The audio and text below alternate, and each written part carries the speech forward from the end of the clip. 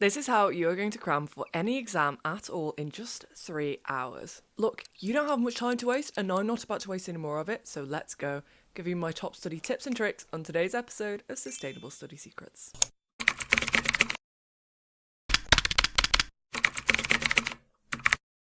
Hello guys, welcome back to my channel and welcome back to today's episode of Sustainable Study Secrets, where I'm going to tell you exactly how you can cram in just 3 hours.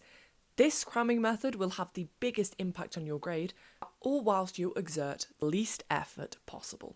Without further ado, let's get into it. First things first, I want you to figure out what is going to be on your exam. Whether this is on a specification or it's on a list that your professor has given you, whatever exam you are sitting, identify what topics are going to be on there. And then go through this list, and I need you to identify 2 things. For each topic, is it a high yield topic and is it a weak topic for you? A high yield topic are those topics that come up time and time again. You know it's going to be on the exam. It's also related to a lot of different topics. So if we're talking about economics, inflation would be a very high yield topic. Interest rates are a very high yield topic. They relate to so many other things. And if you fundamentally don't understand that, you won't understand so many different things that are going to be in the exam. Those topics that when they come up, they are worth a lot of marks. These are very different to your low yield topics, those topics that don't come up often or that have come up last year as a really huge question that don't usually come up. If you just got an essay question on Mr. Burling in GCSE English Literature, this year's essay question is probably not going to be about him. So that's going to be a low yield topic for you. And then what you're weakest on. You read a topic and you realise, I didn't get that in the mock exam, I don't really understand this thing, I don't know how to get the marks on this thing. I want you to identify these 2 things. And then from these criteria, I want you to choose just 3 topics that are your weakest areas and that are also highest yield. Those topics are most important for you to understand. And the reason for this is that by understanding those topics, you're going to significantly increase your marks more than understanding any other topic would allow you to do. Now, the actual revision. You've got your 3 topics, you've got your 3 hours. Let's get into it. The first 20 minutes, I want you to get a sheet of paper and I want you to blurt down everything you know about these 3 topics. There should be a big sheet of paper. This will allow you to make synoptic links. If there are any links between the topics, there may not be. And this task is going to be very hard because these are your weakest topics and you don't really understand them. But you are nonetheless going to try and write down everything that you know about them and completely brain dump everything that you know onto this sheet of paper. Do not worry about getting things wrong. This is part of the effectiveness. Getting things wrong will actually make this more effective. And then what you're going to be doing while you're doing this, you're going to think, I know there's a formula for this, or I know there's a definition for this, and I just can't remember it.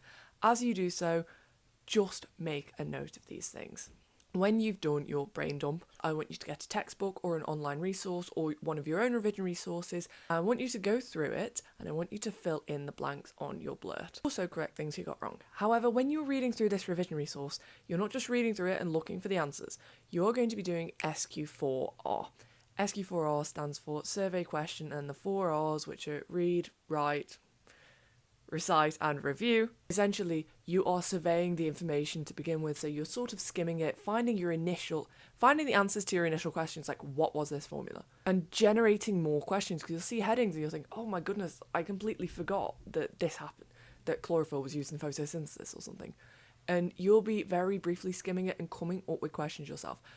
Write these questions down on another separate sheet of paper. Make sure you fill in the blanks on your blurt and do SQ4R on this textbook or on this revision resource. You are generating questions about the material you're reading, you're filling in the blanks on your blurt, you are getting this information into your head, answering the questions that you're generating, written down the answers, and you have identified what you didn't get on that blurt.